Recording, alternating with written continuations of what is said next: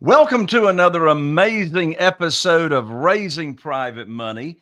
I'm Jay Conner, your host, also known as the Private Money Authority. This is the podcast where we talk about how to raise private money without ever having to ask for money.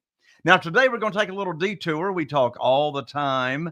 My lands, we are in our 8th year of this show, Raising Private Money. We talk all the time about raising private money for all types of real estate deals. Today, we're going to take a little detour because, after all, once you have all the money lined up for your real estate deals, the question is, where are you going to get your deals? Where are you going to find those motivated sellers? Well, I can tell you, ever since COVID in 2020, I haven't even bought a single family house, invested in a single family house. Ever since COVID, there's no deals, hasn't been any deals in the multiple listing service for many years. All the deals that I buy are off market. And there's many ways to find these motivated sellers. But my special guest today has got a totally done for you lead generating business for you, a real estate investor, whether you're a seasoned real estate investor or you're brand new and you haven't even started your business yet. But this done for you lead gen service will help you scale your sales and actually triple your motivated seller lead pipeline. Well, my guest, he's very hands-on. He's been doing this for 8 years now, serving clients like you.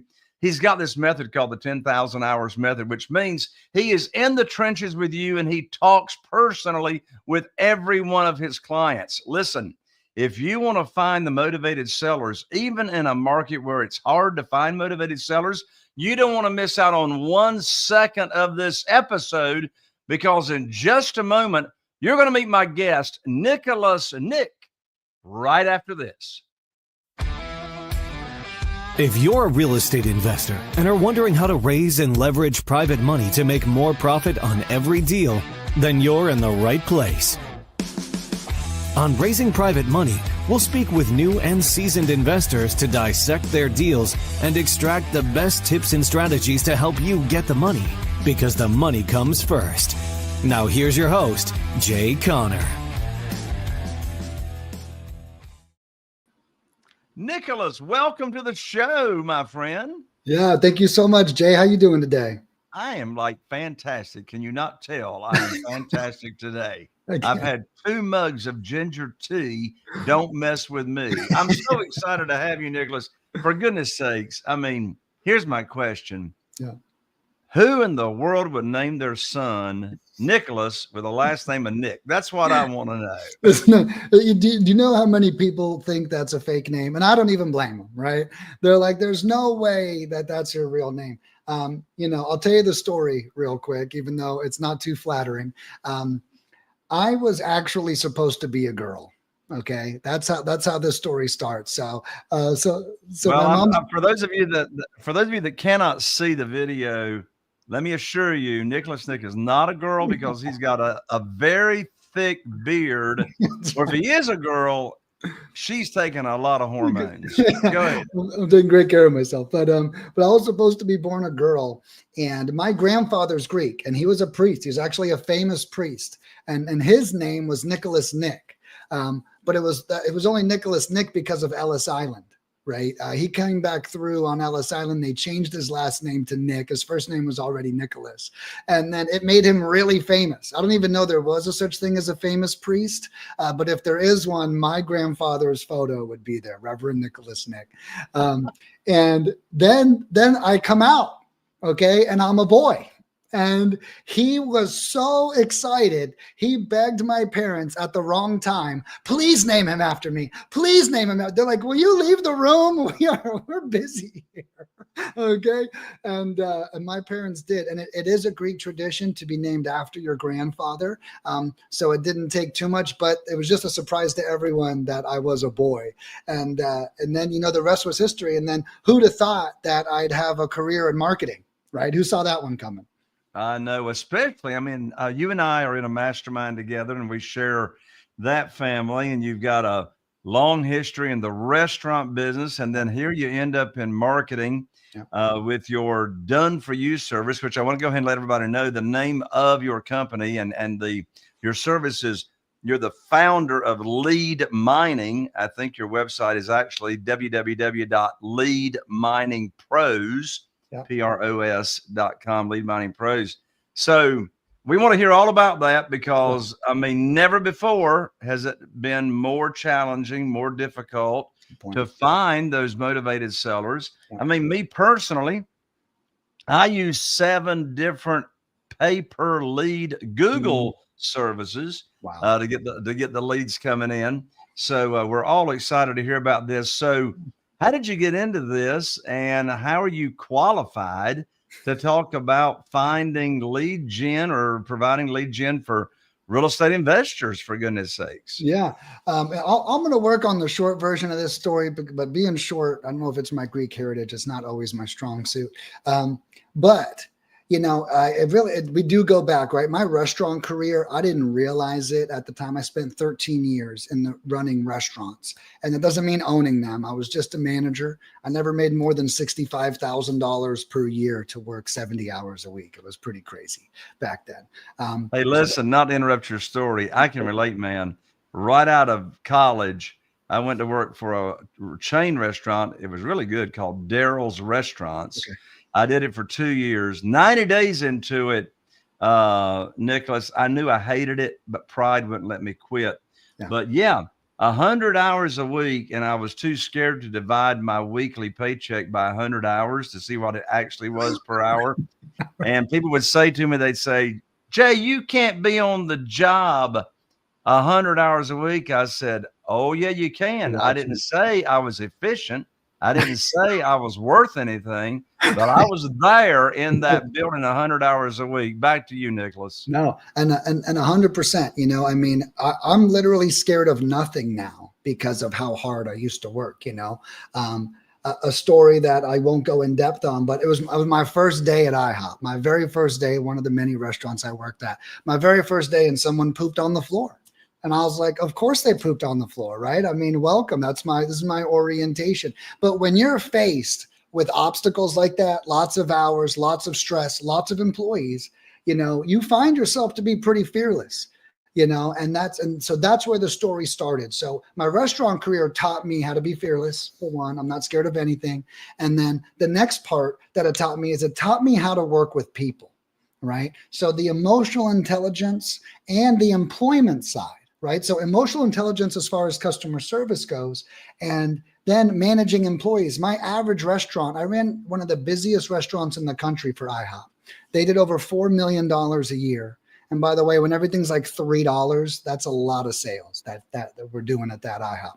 And my average shift had almost 50 active employees on it at one time. So I didn't realize at the time, because I'm just going to work every day, but I was learning how to run an army. You know, so those two things were my foundation, if you will. After I left the restaurant industry, I remember I applied for all these jobs. Whatever wasn't a restaurant, I applied for. You were sick and tired of the restaurant business. Yeah. Well, I knew I would be rehired in minutes, right? And when we make a decision to leave an industry, we have to leave. So I no longer entertained interviews or anything like that. I said, I'm out of here. And I landed at one of the biggest coaching companies about 9 years ago. And I got so lucky. They hired me as their event coordinator because I figured, you know, restaurants are basically an event that's happening for 15 hours a day. So I can throw an event, right? Like I could do that. And they hired me. They took a chance on me, and I was right. I crushed it. I threw all their events. I traveled the country. I was setting up all the electronics. I was prepping the speakers. I was speaking on stage when the owner was late, which he was late very often. I remember one day he didn't show up, and they're like, where's he at? Where's he at? Where's he at? And I was like, I don't know. Like, are you going to call him? Like, he knows when his event starts. What am I going to call him and tell him? I said, look, I'm going to get on stage. This is what happens, right? It was a great experience. So I started there throwing the events. Within 10 months, I was given 3 promotions and I became an executive over the entire mentorship division of this real estate education company. And I had no real estate experience, none, other than throwing these events. But they promoted me because of my leadership and my management and my customer service. So I was really good with the people. I was really good at being organized. And I think you can agree, Jay, I've learned that leadership is universal. It doesn't matter where you put me right now. With great leadership, we're going to come up with a solution. Well, John Maxwell would agree with you. No, 100%. And, I was a student of his. He's the one I don't know who can follow this, but he has a book called Levels of Leadership. And I remember feuding with a couple of my bosses. And in Levels of Leadership, they explain to you that if you're a higher level leader, you cannot work for a lower level leader because you see all their stuff. You know what they're doing wrong. And these bosses I didn't get along with, it wasn't anything wrong with either one of this. I was just a little higher up on the rung of leadership. So it was causing this rift because I was almost helicopter parenting my boss. I was saying, we shouldn't be doing that. However, there's a great way to get promoted once they move out of your way. So now I'm now leading this education company. And if you think about it, there's no better place for me. People are bringing their complaints to me left and right? Which is right where I want to be. Oh, my direct mail cost is too high. Oh, this lead quit on me. Oh, this contract was canceled. I'm having a hard time getting my lead systems created. And what sparked the creation of this company was a phone call I got from a crying customer of mine. And she was crying and she just spent $30,000 on our program for education. And why she was crying was she just sent out $5,000 in direct mail. And she says, Nick, my phone didn't even ring once. She was like, I'm financially devastated. And to be honest, she could have put the wrong number on her postcards. That's a newbie mistake that happens all the time. I hate to say that, but I mean, there could be a series of reasons what happens here, but it was still hard on her, right? And she was really devastated by this. And I remember thinking, there's got to be a better way. At the time, direct mail was the only thing that was taught. Okay. And I was like, there's got to be a better way. What's free? What's free? And again, keep in mind, I'm not a real estate investor. I'm a former restaurant manager, right? What's free? And I look down at my phone and I go, well, we're already paying AT&T. We're already paying Verizon. Why don't we just call these people? So I immediately pivoted the program to cold calling everybody. Okay. I was like, if you got the money, mail. If you don't got the money, you call. Okay. Was the whole strategy. It worked out really good. People closed lots of deals. We had these events that we threw that we used to put thousands of dollars in direct mail into to fuel it with leads. We no longer did that. So I saved the companies thousands of dollars to even generate their own leads for their events. And we had the students cold calling themselves live in the event. We changed the entire makeup. And that's what I didn't know was the foundation of my company today. At the time, I was just solving a corporate issue, right? This avenue we offer is too expensive for the average person to maintain, right? So we got to create something else. So I created the cold calling. And then when that job came to an end, after I saw these students closing deals and making money, I went home from work and I was like, I'm a cold call every day. Okay. And I did. I called 300 to 600 people every day.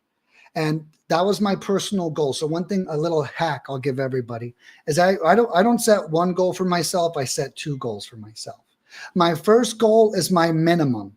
Okay. 300 dials was my minimum. I'm not eating dinner that night until I dial my 300 dials. I didn't deserve dinner till I hit 300. I hope you had an automated dialer and you weren't punching in 300 phone numbers. I was using Mojo at the time. You're exactly okay, right. There you go. Yeah. But I knew if I hit 600 that I was a monster, right? I could literally brag to my friends, even though nobody would understand the brag, right? But so that was my personal goal. So 300 to 600. At the end of 3 months, I didn't have any deals of my own, but I had people who'd asked me if I could call for them. Hey, I'm real busy. Could I pay you to call for me? Yeah. $200 a week. That's what I charge people. $200 a week. I'll make 500 dials for you and I'll send you all the leads. And before I know it, I had 5 of those clients of mine. And I was like, hey, you know, I'm only working like 10 hours a week. I'm making about $1,000 a week, you know, coming off the restaurant story, you know, 60 grand a year for 70,000 a year. I was like, wait a second, I've never made this much and worked this little in my life. Right. And that's when I saw the writing on the wall. Then I'm almost done. Then I made a post in a Facebook group that was very popular back in the day. And it said, you know, I've never done this before, but I have, and our niche is all American. We have American cold callers. That's one specialty about us. Everyone out there is using foreigners, and we have foreigners as an option, but our niche is American. That's one of the things that sets us apart. So I say, hey, I'm offering all American cold calling. And that post went viral. I had 350 comments of email that's back in the day, 9 years ago. People didn't say interested back in the day. They just commented their email address. That's how old this story was. And that night I emailed 300 people. The next day I woke up and I closed 20 people. And ever since that day, my business has never done less than $10,000 a week in sales. So that was the inception, and that was 8 years ago. And then right now we're averaging about $38,000 a week in sales since then. That's fantastic, Nicholas. What a story, for goodness sakes. Yeah. Now, let's dive in. Okay. Tell us, what does Lead Mining Pro do? What's the full gamut of services, and explain it to the point of you have a newbie real estate investor listening that's never done a deal before, doesn't know anything about marketing, and also make it, interestingly enough, for those that have spent a bunch of money on lead generation that has not worked. Yes, absolutely. So there's a couple of great avenues about what I offer. So one thing is I have a done for you strategy, and we're no contracts, no commitments. And the reason why those are very importantly paired is because you're never stuck with us. Okay, I think that's very important. I always joke and say I signed a DirecTV contract 10 years ago that I'm still unhappy about, right? So I'm not going to make any customer sign a contract with me. So what we do is I offer 5 things to all of my clients, all right? The first thing I offer is I can pull a list in any market in America. You give me the list type you want, the zip codes, the property value, the equity amounts, I can pull that list. After I pull that list, it's a list full of records, I then skip trace that. Now, whoever doesn't know, skip tracing is the art of finding an accurate phone number, would be the simple way to put it. Now, our phone numbers are accurate 80% of the time. So 8 out of 10 people that pick up the phone do tell us they own the property that we're calling about. So very accurate. And so after we skip trace it, then I offer my cold callers.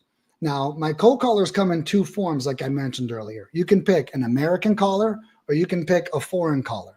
Now, naturally, the foreign callers are much cheaper, almost 3 times cheaper to be exact. Okay. Now, a lot of people say, well, when should I use which caller? So I'll tell you right now. You want to use the American on more niche lists, and if you're doing land. Okay, land investing is blowing up recently. But if you have a niche list, like there's not that many people on it, couple thousand max, right? Then go with the American. Or if you're doing land, go with the American. Now, when should you use a foreign caller? You want to use a foreign caller in your saturated markets, or if you're doing houses where volume matters. Since they're 3 times cheaper, what that means is for the same investment, you can go almost 3 times further.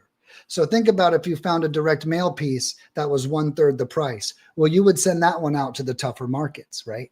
And it's because at those levels, at the tough market level, you need that volume to succeed anyways. And in addition to that, if someone's getting 5 phone calls a day, the one phone call that actually is an American doesn't really stand out that much because they're just being pounded too hard on the phone anyways, right? They don't even care if you're an American. But if you're on a niche list, or if you're in more of a suburban market and the American calls, you can actually, oh, wow, that was actually a pleasant conversation. You can tell. So that's how I recommend those. So After the calls, we offer the text messaging too. So we also offer done for you texting, where we will text blast everybody on the list and we'll even reply for you for free.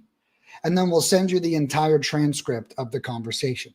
Now that's the four core offer: pull the list, skip trace it, cold call it, and text message it. But the fifth thing I offer is really what makes us special. And I'll just cover that real quick. So I call the fifth thing a shitload of customer service. Okay. And that's what makes us important. You talked about the 10,000 hour method earlier, and this is the way I get them. So my cell phone number is on the website. Every one of my customers has direct access to me. If you hire me and you're a customer of mine, I automatically consider you like a free coaching client. You get a lead. You don't know what to say. You don't know what to do. You can call me, my cell phone. I want to help you close that lead. I really do. Because then we're both successful, right? If we're no contracts, no commitment. So if you don't succeed, I don't succeed. So one, you get a free coach with it. Two, I also give free courses online. And these aren't beginner. When I say courses, people are like, I've seen courses. I know these courses are literally designed to tell you how to close my leads that I send you, that I've been working for 8 years straight. Highly recommend anyone watches these courses that's about to be working a cold calling or a text message lead. Okay. And I teach people how to take these warm leads and turn them into hot leads. And those are free courses. You could get them right now from my website. It's at the top if you go to the website. I also offer weekly one-on-one calls to all active clients to review their campaign. So one of the big things about us, I remind everyone, is I'm not just going to send you leads and say, good luck, kid. I'm going to send you leads, and then I'm going to send you an email to book a call with me and ask you how it's going. I'm going to review your KPIs with you. And the way these calls work is if you have a bunch of leads, I'm going to help you convert them. And if you don't have a bunch of leads, I'm going to help you troubleshoot your campaign so we can get you more leads. All those last things I just mentioned, the phone number, the courses, and the one-on-one calls, all completely free, all included with my service. And those are our real big differentiators. Well, Nicholas, that is an amazing package of services that you include. I love the courses, the free courses that you got there. I love the coaching. You're very, very different by offering direct access to yourself to offer those coaching services. And so I got a question for you. Yep. What's your opinion? Let's say somebody's got a list. Yep. All right. A real estate investor's got a list. Let's say it's a great list. It's a hot list. What's your opinion of utilizing your outbound calling service? You know, the skip tracing and all that, the texting, combining that with a simultaneous direct mail campaign to the same exact list simultaneously. I know you got an opinion on that. Yeah. So first of all, it's about budget. Okay. If it's in your budget to do both simultaneously and you love marketing data, I would totally go ahead and do it. So first thing we're looking at is the budget. If the budget's there to do it all, do it all. But now what we're looking for is our statistics. How good did the texting do? How good did the calling do? How good did the direct mail do? One way I look at things, like in my one-on-one consulting calls, is I want you getting the most leads for the least cost. So what we would do with that data to start is we would see what gave us the biggest bang for our buck, which produced the hottest leads for the least cost that we could actually scale. The answer might be all three. The answer might just be one. So that's my first answer. My second answer to the question is, what if you only had enough money to do one or the other? Okay. If that's the case, I would start with calls and text messages. The reason why is those results that we get from the calls and texting is a little cheaper. So the results we get from that will tell us whether we should direct mail or not. If we don't get anything on calls and text, the direct mail is going to be much worse, right? Because calling and texting almost always outperforms direct mail on quantity of leads, not always quality. Okay, so I'll just share that as well. So there is a little bit difference there, but I would call and text first. And then if those results are good, then mail. If they aren't good, I would pivot early and then potentially make a change. The downside of direct mail is there's really only two downsides. One is the cost per lead is pretty expensive, right? So I only recommend direct mail if you've closed a couple deals, because you don't want to be learning on a $300 to $500 lead, right? But the downsides to calling and texting is you have to work the lead, right? I mean, you actually have to get in there, build rapport, create a relationship. And a lot of people, even though they want to make $50,000 a deal, they're not all really willing to roll their sleeves up. So each strategy has its pros and cons. Yeah, that makes a lot of sense. On average, would you say that it costs more to outbound call and text, or does it cost more to direct mail? And let me quantify what I mean by cost more. Cost per lead really is not the KPI that really drives things. It's cost per conversion. Right. How much did I invest to actually get a deal? I mean, I can be getting leads for $30 a lead, but if none of them convert, right, then it's wasted money. Absolutely. Does that question make sense? It does make sense. And again, I have this, I'll give another 2-part answer. Okay. If you are, so they both have their pros and cons, right? And so if you have the direct mail going out and you have the skills, there is a great opportunity that direct mail can do well. But the downside of direct mail is as soon as it doesn't work, it feels expensive, right? That's the downside of direct mail. Now, for cold calling and text messaging, you get so many at-bats. So I would say choose calling and texting, but you have to have the mindset of, I'm going to go toe-to-toe with all these leads. All right. So direct mail, let's say you could be an armchair quarterback, would be a great way to put that, right? A little bit easier. The leads call you with direct mail. They're either, yes, I want to sell, or they say, go F yourself, right? It's either one of those two replies on a direct mail. But cold calling is everybody who's maybe plus. That's what I call cold calling and texting leads, maybe plus leads. So what I tell people, and this is why I give those courses away, if you work those maybe plus leads and you create a system around it, you will be closing more deals than direct mail. But if you are not willing to do the work and roll your sleeves up, do not enter in the realm of calling and texting. However, in my opinion, if you really think of your profits that you could make, I think it's advantageous to follow my course, create the system, and work the leads properly. But I had a client, I'll just share. We got him, this is a true story, we got him 30 leads for $600. It was a land campaign. And he booked a call with me. He was a coach at one of the coaching companies I was consulting for. And he said, Nick, I haven't called the lead in 10 years. He's only been doing direct mail. He goes, hey, I'm not going to call these guys, and I love that. That was actually the most honest answer I've ever gotten from a client before. So that is not a person I would recommend do calling and texting. He knows direct mail has made him lazy to a degree, right? And I think that that's fine, but I think we're all kind of feeling the lull that's happening in direct mail a little bit right now. So direct mail made us lazy for about 4 or 5 years there. But like you mentioned at the beginning, leads are coming harder to come by the longer we go. So as they become harder to come by, we have to incorporate more of those guerrilla tactics. Yeah. So last question for you on this show, Nicholas, and that is, I've been investing in single family houses now, and I've been looking for motivated sellers full time since 2003. Wow. And one challenge that we've had for years, and so I want you to share the secret sauce to fix this problem, to fix this challenge.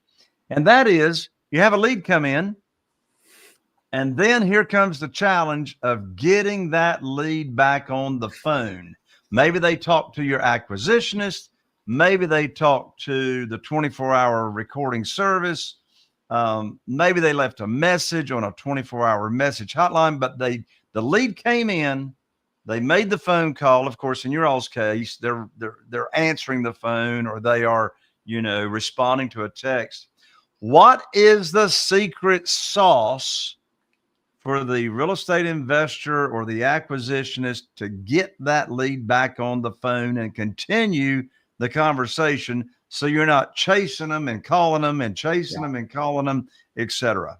Got it. So I'm going to give another multi-prong answer here. So the first thing is, what if they don't pick up? What do we do? So I recommend, just remember how I said I do 300 to 600 dials. So I have a minimum commitment on everything and the maximum commitment. So first, the minimum commitment to getting the lead back on the phone should be 18 touches, okay, to getting them back on the phone.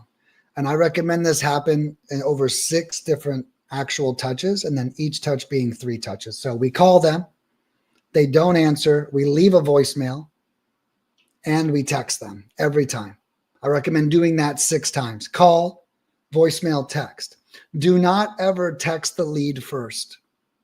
As soon as that lead knows who you are, if they don't want to talk to you, they'll never answer that phone again. Okay. So you want your first interaction to be a call every time. And then when you text them, you want it to say something like, hey, it's Nicholas. I was reaching out because you spoke to my partner about property address, right? If they want to talk to us, they will. Then I recommend doing that 6 times. I recommend your very last touch saying something like, hey, sorry, clearly you're not interested. This is the last you're ever going to hear from me. Okay. That actually works. Oh, no, it does. It's called the takeaway. Right. Yeah. Hey, you know what? I clearly you're not interested. I must have misunderstood. I'm out of here. Please forgive me. And I've had people be like, no, I am interested. I'm sorry. I've just been busy. The other thing I recommend, I learned this from Grant Cardone, is on that last message, you should send them a personalized video text of you. Hey, Yes. it's Nicholas, say their full name, say your full name, let them know it's not an AI video. Hey, I was just reaching out. I just wanted to send this as a last ditch effort. It's my last time contacting you. So kind of follow that same cadence. So that is, if they don't answer, what should you do? The other thing is, what does it mean when a lot of my leads aren't answering their phone? Well, that is sometimes the sign of a saturated market. It's very important to pay attention to the clues that the lead gen strategy is giving us.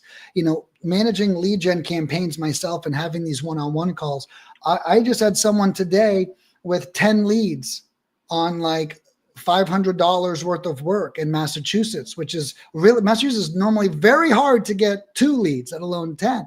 And she said that almost all of them wanted above retail value. And I said, okay, cool. This makes sense again. Because yes, we got the leads, but what they're saying is that it's most likely a saturated market again. So sometimes the data and how the leads are responding is communicating facts about us as well. So that's 2 things. The third thing is we have to look at their previous touch. Why aren't they answering the phone again?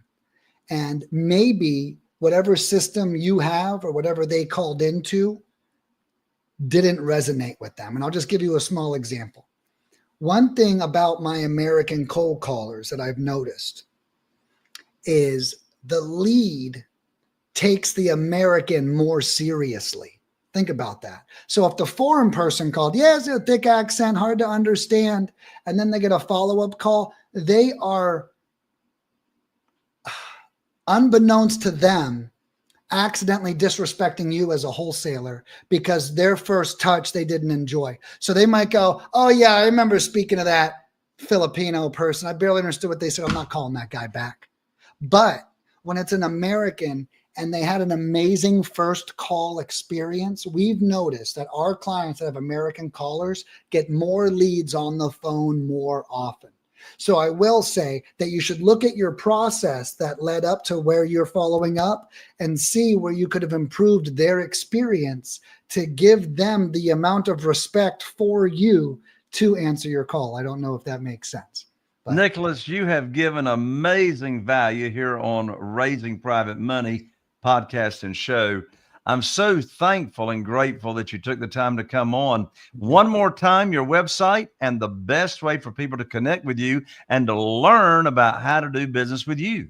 Absolutely. Yeah. My website is leadminingpros.com. That is with an S at the end. And also, if you want to give me a shout, I'll give you guys my cell phone number right now. My cell is 877-8772.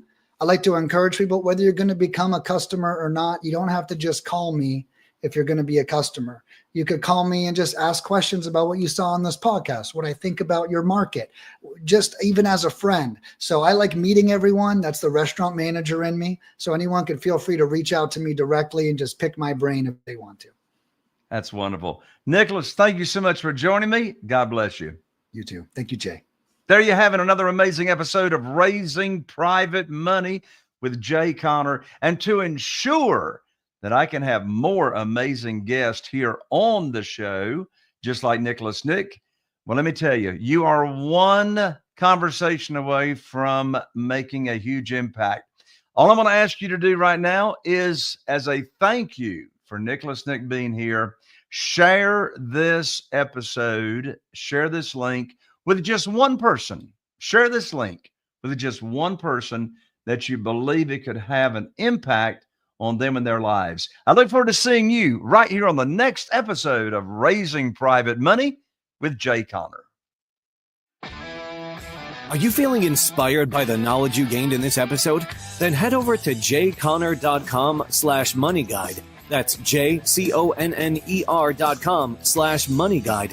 And download your free guide that shares 7 reasons why private money will skyrocket your real estate investing business right now. Again, that's jayconner.com/moneyguide to get your free guide. We'll see you next time on Raising Private Money with Jay Conner.